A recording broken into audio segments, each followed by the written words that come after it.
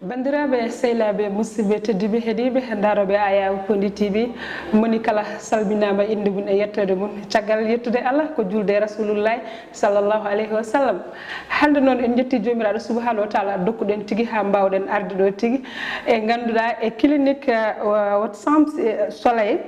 tigui mbawɗen yettade ɗo ene ganduɗa docteur Aboubacry Diallo. Docteur Aboubacry Diallo ganduɗa ko docteur mawɗo nanaɗo docteur labɗo reedu kakkiɗɗo ganduɗa windere nde kakkiɗɗo kadi famille o kakkiɗɗo ganduɗa kala ɓiɗɗo pullo ganduɗa ene doga arde ɗo ene gam moƴƴere makko gam labde makko reedu gam labde makko reedu ko fate banggue safara. Eɗen gandi noon tindiɗen koye korka ene namdi gueɗe foof korka ene namdi ganduɗa senare korka ene namdi holno neɗɗo rentorto e gueɗe muɗum ɗum noon taguen hande ha garɗen tigui ƴewde ɗo docteur Aboubacry Diallo min calminima min juurimama. mi salminima sohnajo mi salmini hen radio télévision mon ko mbaɗɗon ko ene moƴƴi sababu so tawiyen yimɓe ne paayi e ko wayi ko korka ni ene moƴƴi yimɓe ƴeewa hol wasiyaji yimɓe poti dañde pour wawde horde tawa yen tampintaɓe minen min jiiɗi minen docteur eɓe min jiiɗi ko yimɓe yo paam hunde mbawa rentade saabu rentade ñaw ɓuuri yen ɗaccude ha ñaw liɓa ɗum mbiyaɗo safro eyyi min mbiyeteɓe ko Aboubacry Diallo jeyami ko ganguel Cheikh Moussa walla ganguel Souré eyyi komi médecin colonel ko armé gonnomi joni mi ƴetti Allah tam ɗum waɗi mi gudditmi cabinet médical biyeteɗo Chams noon woni e arabe woni nangue par ce que min jiiɗi henna ko cabinet o yo darano nangue darori ni ɗum noon tigui on keddima ko haali ko Wat Sams wi Sams woni nangue ham koko leydi dañi ɗum noon kala jiɗɗo ko laaɓi yo heeño arɗo ene ɗum noon docteur Diallo han min namdal amin premier ngal min jiiɗi namdadema tan aɗa andi koye Korka Faya ɗo gonɗen e Korka Faya ɗo noon rafiji hande ene tampini yimɓe cellal ngal hande weɓani no fewi holno neɗɗo wawata rentade par ce que hadema horde ganduɗa aɗa ñama ko welma aɗa yara ko welma joni beele aɗa jooɗo puulal ha nangue muta taw a ñamani a yarani holno neɗɗo wawata rentorade ɗum ɗon ha wasa dañde hen caɗele foti ko taƴirde ndiyam ɓuɓɗam malla foti taƴirde ko ndiyam ngulɗam. eyyi a jarama sohnajo korka namdi henna ko noddi ko ɗomka noddi ko heegue ɓaari henna so tawi neɗɗo ene wawi joɗade ko ɓuuri waktuji sappo e nayyi walla sappo e joyyi tawa ñamani tawa yarani yimɓe noon enen gandi henna ndiyam koko nafata neɗɗo no moƴƴi saabu sa ƴetti neɗɗo a peesi ɗum tawata henna ko 80 e temedere foof ko ndiyam ɗum waɗi henna suka cukalel tokosel walla mawɗo reedu dogori ene wawi tampi ɗum ene yawi warde ɗum waɗi noon par ce que ko ndiyam so yeehi so manque ene tan moƴƴani donc enen gonɗon koye diwan mo ganduɗa ene huuli ɗum waɗi henna korka ene muusi holko neɗɗo wawi wadde ha rento henna déshydratation woni henna ndiyam ɗam manque e neɗɗo o ha ganduɗa henna ene lorla ɗum maintenant est ce que ñamde nde wasde ñamde est ce que wonko lorlata e neɗɗo bon mi wawi d' abord avant que yimɓe ne goɗɗa mi haalno on mi wiya on yogay yimɓe wiyoɓe henna min mi wawa horde par ce que mi sellani ɓe mbiyata koko mbeɗa wondi e ulcére ulcére o noon ɓe won hen saji ɓe mbiyata ɗum ko estomac voilà mbeɗa d' abord ɓe ɗiɗi henna yimɓe paama ulcére e estomac wona gotum estomac ko tergal way kono hoore way kono becce way kono yenna ɗumene koyngal way kono reedu maintenant ñaw gonɗo e nder estomac o ko ɗum woni henna ñaw o ene ñaw o noon ene wawi wonde ulcére woni uure ene wawi wonde cumɓerel woni reflux gastro-œsophagien ene wawi wonde dyspepsie woni neɗɗo o so ñaami jolata ene wawi wonde cancer ene wawi wonde goɗɗum e goɗɗum donc so neɗɗo wi mbeɗa wondi e estomac joofi ko estomac makko estomac noon ko kañum toon ko kuuse tan ko kuuse kañum woni kuuse ko toon so neɗɗo ñaami ko toon ñamde nde arata maintenant estomac o ko yimɓe mbiyata estomac ko woni ulcére ulcére ko uure uure nde noon yimɓe gandu neɗɗo e nder kuusi mum ɗe ene waɗi henna acide acide kam ko tooke tooke ɗe ganduɗa henna joni sa ƴetti acide a waɗi ɗum a yuppi ɗum henna e wutte neɗɗo wutte o henna waɗa ko gudde gudde donc acide o normalement ene wawi henna bonnude henna ɗum hen ɗum e estomac o kono noon Allah ene tagui adani neɗɗo no rentori so neɗɗo joni ñaami ha rendu mum heewi acide o memata henna ulcére o mais so neɗɗo heyɗi acide o memata directement ulcére o ɗum waɗi henna sawto henna ɗen sifanoma so wi min somi heyɗi ɗum ɗo less kurgal ɓergal muusat somi ñaami muuse ki henna usto ɗum noon kala docteur mo kalanɗa ɗum addoto mbiyade ko ulcére sababu o ko uure nde sohta henna o ñaami ha o haari ko ñamde nde henna wonata hakkude acide o e uure nde mais sohta omo heydi noon ni woni henna acide gonɗo e nder estomac o yaha directement henna mema henna uure nde bon ɗum ɗon non seulement ene muusi wona muuseji tan mais ene wawi addude gueɗe goɗɗe saabu ulcére walla seɗen mbi uure so tawi ko ɗo koye tergal ngal ɗo woni ene jogui henna conséquence ene jogui rewam ene jogui henna ko bonnata saabu ulcére o so tawi henna ene memiji henna ɗaɗol enen haalpulaar no en mbawa seedude ɗaɗi mbiyeten ɗaɗi ko artère ko veine ɗaɗi minen min mbiyata ɗum woni ɗaɗol ngol ganduɗa addata ko nawata ƴiƴam veine woni ɗaɗol ngal gaddo woni ƴiƴam raɗo oɗon mbiya yimɓe ne mbiya ɗum ɗaɗol kadi nerf yimɓe ne mbiya ɗum ɗaɗol mais mbiyeten tan ko nder estomac o ene waɗi henna veine e artère sohta henna uure nde memi henna veine o tuƴƴat so tawi memi henna artère o tuƴƴat ɗum noon woni jomum tuuta ƴiƴam walla so yeehi dow wuuro yaltina henna yaltina ko ganduɗa henna ɓawli no wayno goudron ni ɗum ɗon ko hémorragie digestif ko ganduɗa ko complication grave ɗum ɗo goɗɗo ene wawi addude perforation woni henna ɗumen yulfito par ce que ko uure nde so tawi ene aso ene wawi yaade ha ɗumen ha yulfita ni woni henna neɗɗo o daña ko wiyete henna péritonite on so oppiraka hono ko joom mayat par ce que ñamde wonde e nder estomac nde kañum natata e nder kuuse ɗe foof donc neɗɗo so wondi e oɗon wondi henna ulcére ene famdi so tawi henna korka ari o huula korka par ce que so tawi o heyɗi tan to makko musat e waɗi complication ji goɗɗi eɗen mbawi yettade hen après mais ko pour famdema tan pourquoi ene neɗɗo so wondi e ulcére fotani horde e wawa horde neɗɗo so wonde ulcére kañum fotani horde e sadi neɗɗo so wondi e ulcére ene wawi horde e dow gueɗel gotel o wawi horde soko tawi henna o fuɗɗima safaro o hande par exemple on ceerno goto mo jiimi ene wonde ulcére o namdima kam min sohde ko min wonnoon mi hoorata balɗe sappo saabu joni leɗɗe yimɓe jogui ɗe e nder balɗe sappo e tati sappo e nayyi ulcére o ne wawi henna sellude complètement bon maintenant noon safaro ne wawi continde donc oɗo saaha joni mo yarata o min kam mi sohde ko min wonno mi hoorata balɗe sappo mi safro so balɗe sappo ɗe timmi mi jokka e korka ka so korka ɓenni henna mi yoɓa ko heddi ko eyyi ko noon tigui ha joni ganduɗa koye docteur Diallo gonduɗen e joni yimɓeɓe ganduɗa so tawi korka ari tan battinan ñamele ha keewa ñama ha ñamde ɓurtude e saaha kumtare nde ɓeɗon holko mbawata wiide ɓe beele ɗum ne moƴƴe e santé neɗɗo mala moƴƴani mum eyyi nane a namdima gueɗel gotel mbiɗa est ce que neɗɗo foti henna ƴetta ko ndiyam ɓuɓdam walla ko ndiyam guldam ɗon kadi henna mbeɗa jinno hen yimɓe paama c'est à dire kala ko ɓuuɓi ene usta dolgol kala ko ɓuuɓi sa yeehi joni frigidaire ma a ƴetti ɗon ñamde ganduɗa a wulnani ɗum a ñaami reedu ma ene waɗata ko tek a dollata walla a leelat dolde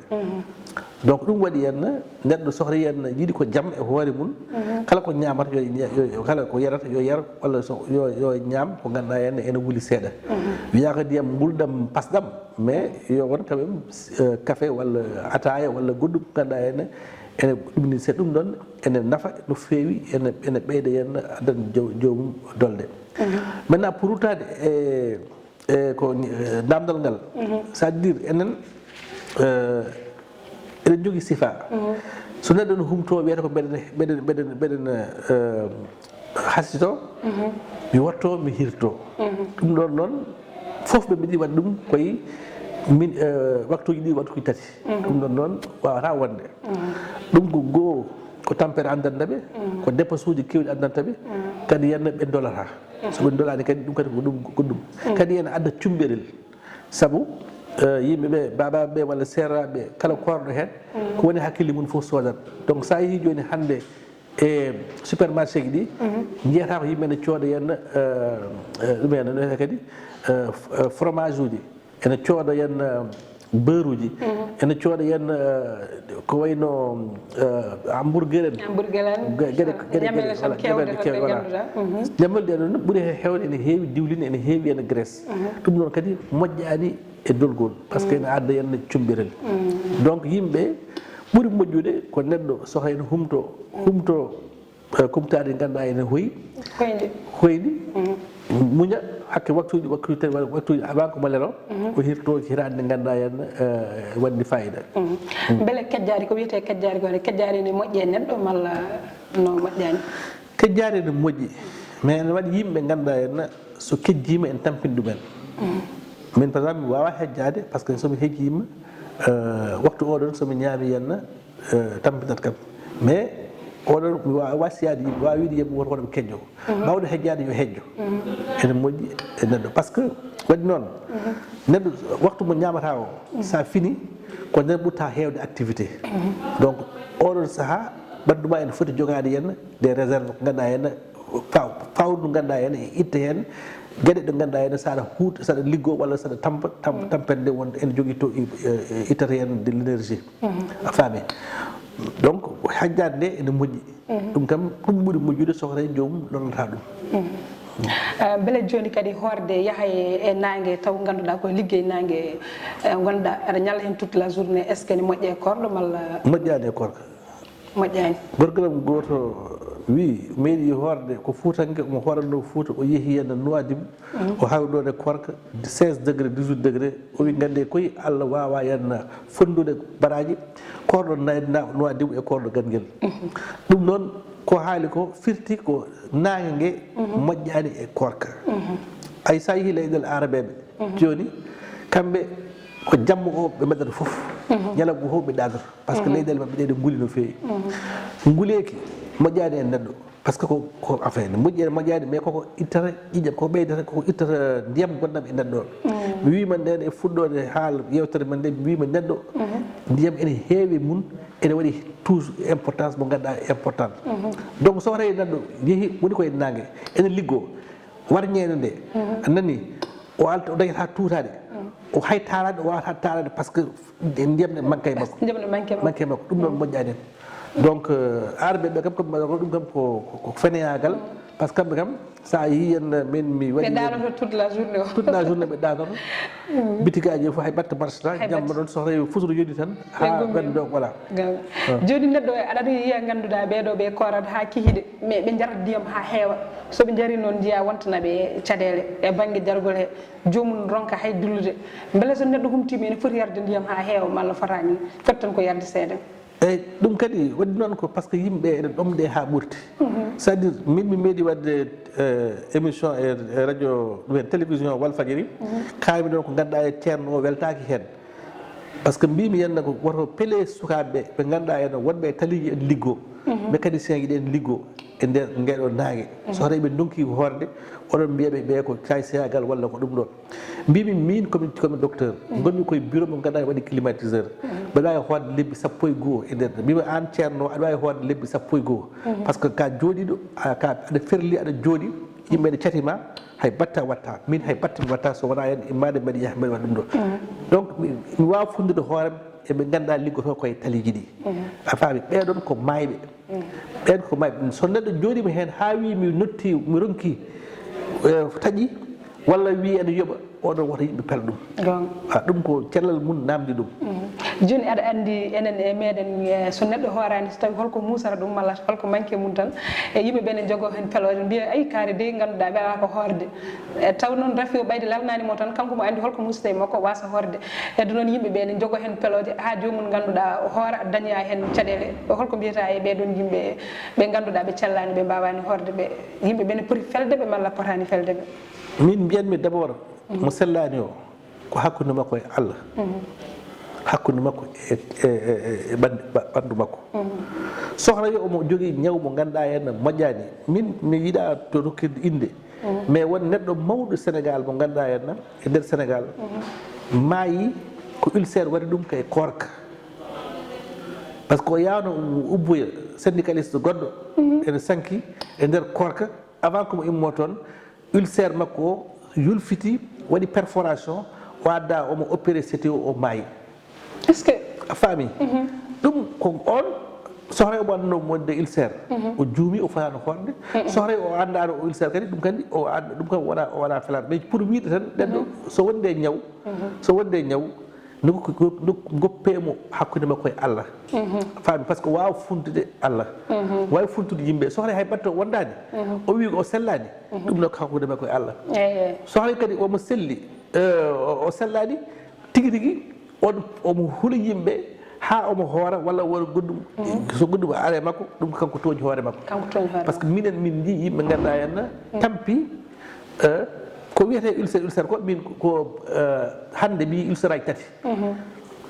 ko korka ɓatti ko e joni mi yi ulcére aji kewɗi or dumunna mbeɗa jooɗo ɗo dumunna lewru taw mi yiyata hay ulcére goto e nder endoscopie par ce que min komi mbaɗo fibroscopie mi hollima no waɗirte no min mbaɗata ni pour ƴewde mais mbeɗa wawi jogade ɗo yontere taw mi hawrani hen mais demunde ɓennuɗo e joni ene wayno leydi par ce que yimɓe koɓe hulɓe leydi mabɓe ene muusa walla ɓerde mabɓe ene muusa ɓe mbiya aha ɓerdam nana muusa ɗum ɗo nana mi ƴeewa sohra yimɓe ala ulcére tawa ulcére joni mo cakkitimi yo ko ceerno murid goto kanko mo wonde ulcére wonde ulcére wonde kadi e cumberel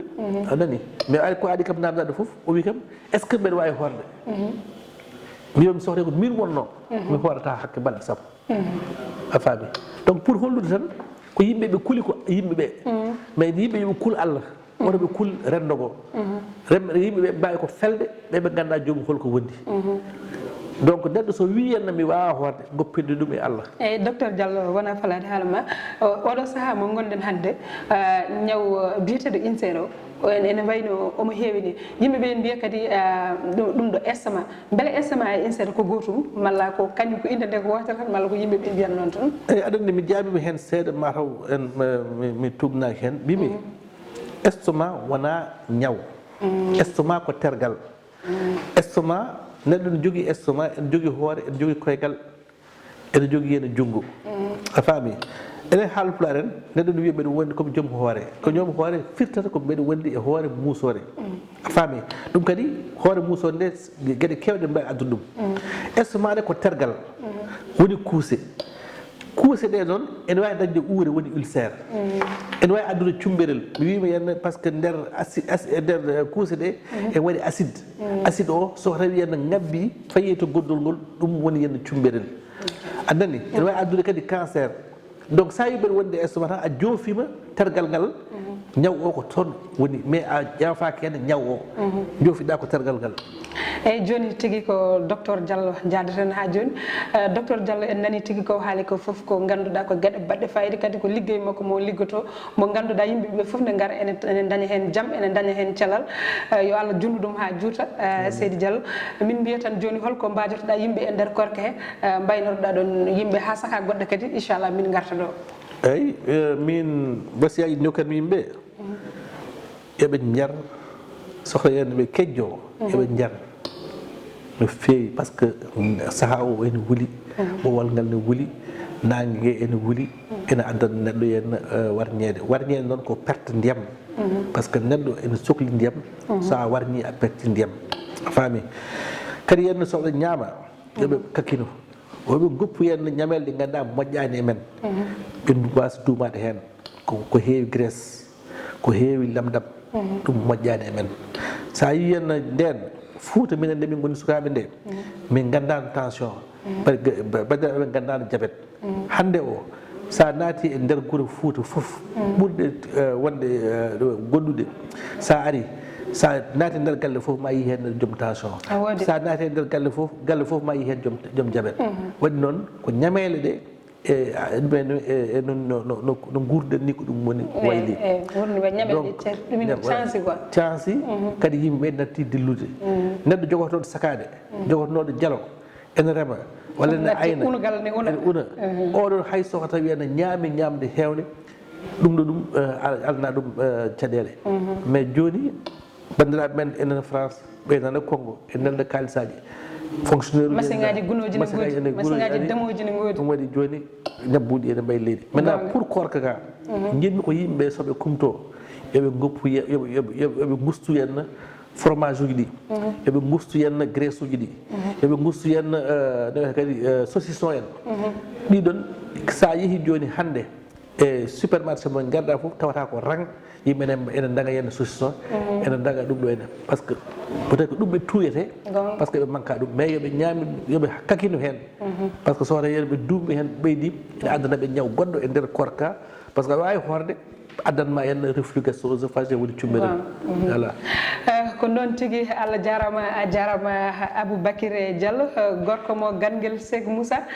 min beltanimama no fewi ɗum ɗon ha saka goɗɗo ko ɗon tigui bandiraɓe on kettimi tigui ko haalanon ko foof ne laabi ne wiccara ɗum noon Allah jarama a jarama min beltanimama ha saka goɗɗo ko ɗon tigui baynortoɗen ɗum noon hettanno en to banggue ganduɗa kabirɗe ɗo ko Samba Gueye hettanno en toon e Thiat walla ko ɓen tigui kettanno en e émission uji joɗɗi ɗi jewtude ɗum noon Allah jarama on jarama ha saaha goɗɗo so gueɗe o ñaawi inchallah